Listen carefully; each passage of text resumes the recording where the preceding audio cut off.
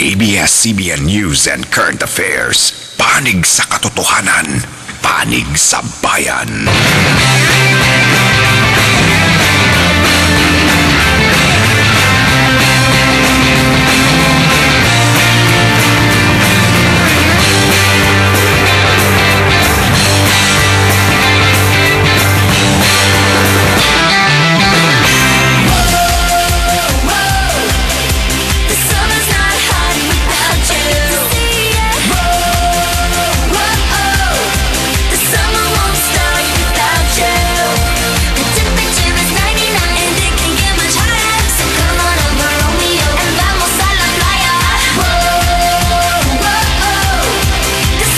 Mga kapamilya, unang adlaw sa Mayo tuig 2013. Bangon-bangon na, ug dungan natong sugaton ng adlaw sa mga mamumuo ug usa ka maayong buntag Mindanao. Rise and shine sa ato mga kapamilya. Today is Labor Day, mga kapamilya. Busa, walay trabaho, di ba Den?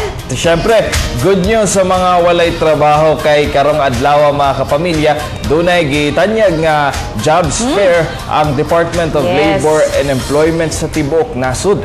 Ug siyempre, maabot sa 400,000 jobs ang naghulat sa inyo sa tibuok nasud. Sumala sa dole nga one-stop shop na lang daw ang mga job fair kung asa pwedeng iproseso ang mga dokumentong kinahanglan sa pag-apply. Ug siyempre, apil sa pinakadaghang bakante sa trabaho nasa hotel and restaurant industry, business process outsourcing of call centers, information technology, marketing, agribusiness, construction, manufacturing, transportation o real estate. An advice po sa dole, mga kapamilya nga magsutog mga komportableng sanina o sayho ng pag-adto sa job fair. O siyempre, dili sab kalimtan nga magdala og identification card o uban pang importanteng dokumento. Mas maayos kung mag-apply sa daghang employer para mas dagan ang tsansang madawat sa trabaho.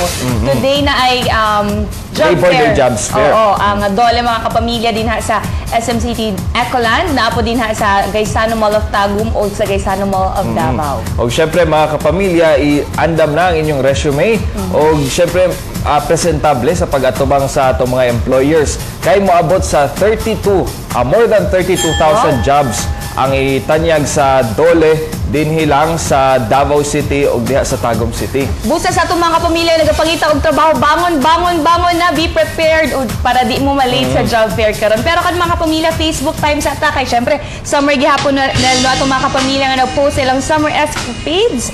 Aniya nasama na lang ni Chodorico Pohas nga todo laag sa Agong House Kapatagan. Okay, siyempre samtang si Mary Campomanes sa Hinagdanan Cave sa Bohol nag-swimming.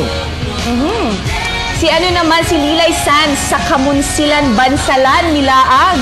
Nag-enjoy sila sa usa ka unique na resort tunga sa Basakan. Wow, pinasahi nga adventure Unique mga yun, kapamilya. O siyempre mga kapamilya, padayon lang sa inyong pag-post sa inyong mga summer escapades, summer getaways, karong summer diha sa Facebook fan page sa Maayong Buntag Mindanao. Ayan, pero tungkol kay Labor Day pod karon mga kapamilya, ila-ilahon nato ang usa ka government employee nga award-winning og maayong ehemplo sa iyang trabaho nga angay pamarisan kanato. Ila-ilahon sayro nato.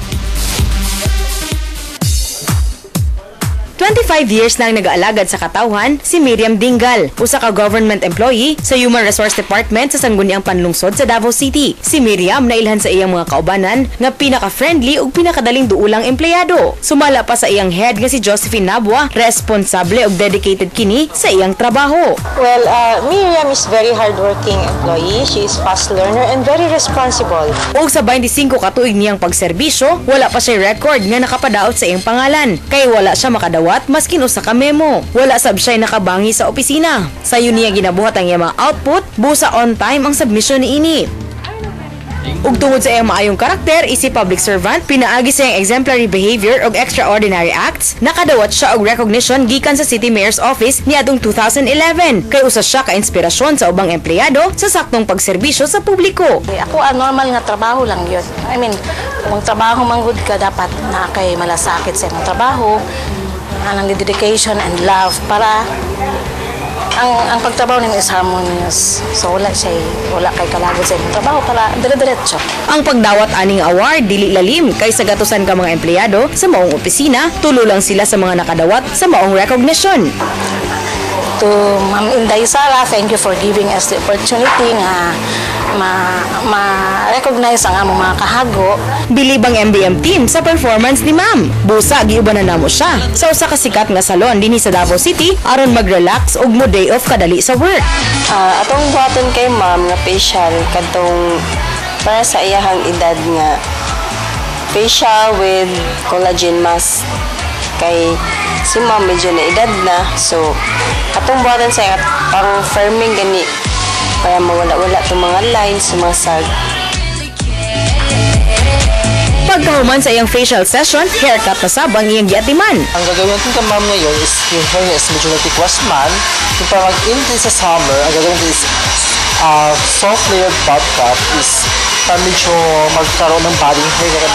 Ano is short na yung hair niya, so kakatatin ititrim natin siya konti para magkaroon ng body at maganda pa siya tingnan. In pa siya sa summer until now.